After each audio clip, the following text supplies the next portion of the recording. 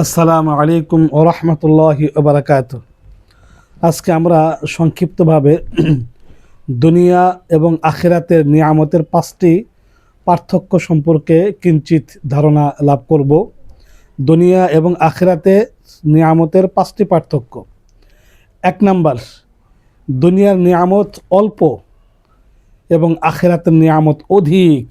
যেমন আল্লাহ পাক রব্বুল আলামিন কোরআনে কারিমে বলেন, ফামা মাতাউল হায়াতুদ দুনিয়া ফিল আখিরাতি ইল্লা কলিল।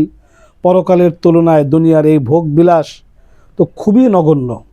2 নম্বর, দুনিয়ার নিয়ামত অফুরন্ত নয়, কিন্তু আখিরাতের নিয়ামত অফুরন্ত। 3 নম্বর, দুনিয়ার নিয়ামত সমূহের সাথে নানা রকম অস্থিরতা থাকে, কিন্তু আখিরাতের নিয়ামতের সাথে কোনো রকম অস্থিরতা এবং কোনো জঞ্জাল থাকবে না। 4 নম্বর, দুনিয়ার নিয়ামত যে কোনো মুহূর্তে ছুটে যেতে পারে, চলে যেতে পারে, কিন্তু আখিরাতের নিয়ামত কখনো ছুটে যাবে না বা চলে যাবে না। 5 নম্বর, দুনিয়ার নিয়ামত লাভ অনিশ্চিত, নিয়ামত লাভ হতেও পারে নাও পারে, কিন্তু আখিরাতের নিয়ামত প্রত্যেক মুত্তাকি পরহেজগার ব্যক্তির জন্য একান্ত নিশ্চিত, সে অবশ্যই লাভ করতে পারবে।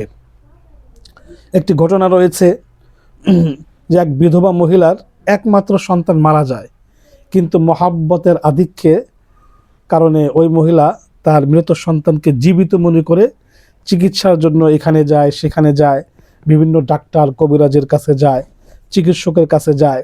সবাই বলে তোমার ছেলে মারা গেছে, সে বিশ্বাস করে না, মহাব্বতের কারণে বিশ্বাস করে না, চোখে অন্ধ হওয়ার মতো সে বিষয়টা এড়িয়ে যায়। এক পর্যায়ে ওই মহিলাকে একজন পণ্ডিত, একজন বিজ্ঞ মানুষের কাছে পাঠানো হলো। বিজ্ঞ মানুষটির কাছে গিয়ে, পণ্ডিতের কাছে গিয়ে মহিলা বলল যে আমার ছেলে মারা যায়নি, আমার ছেলেকে চিকিৎসা করে দাও। ওই পণ্ডিত বললেন, তুমি এক কাজ করো, যে তুমি তোমার শহরের এমন একটা ঘরের পানি নিয়ে আসো, এক গ্লাস পানি নিয়ে আসো, যে ঘরের কেউ মৃত্যুবরণ করে নাই, কেউ না কেউ মৃত্যুবরণ করে নাই। ওই ঘরের এক গ্লাস পানি আনলে আমি তোমার ছেলের চিকিৎসা করে দেব, তোমার ছেলেকে সুস্থ করে দেব। মহিলা শহরের প্রত্যেকটা ঘরে ঘরে, বাড়িতে বাড়িতে গিয়ে খোঁজখবর নিয়ে আসলো। এরকম একটা ঘরও পেল না যে ঘরের 2 জন, 1 জন, 4 জন, 5 জন, 10 জন, 20 জন করে মৃত্যুবরণ করে নাই বা কবরে যায় নাই। দেখলো সবাই মারা গিয়েছে। সে ব্যর্থ হয়ে ফিরে আসলো। পণ্ডিত তখন তাকে বললেন, তুমি শহরের মাঝে এমন একটি ঘরও পাওনি যে ঘরে কেউ মৃত্যুবরণ করেনি, তাহলে তুমি তোমার মৃত ছেলে জীবিত হওয়ার কি আশা করতে পারো?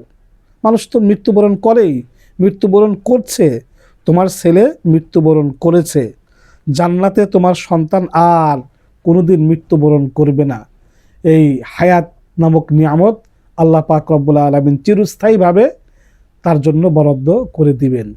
তখন মহিলা ভুল বুঝতে পেরে মহিলা তার সন্তানের দাফন কাফনের ব্যবস্থা করেন। এই জন্য আল্লাহ পাক রব্বুল আলামিন বলেছেন, তোমরা দুনিয়া, আমাল হায়াতুদ দুনিয়া ইল্লা মাতাউল গুরুর, দুনিয়া একটা ধোঁকাবাজের জায়গা, প্রতারণার জায়গা।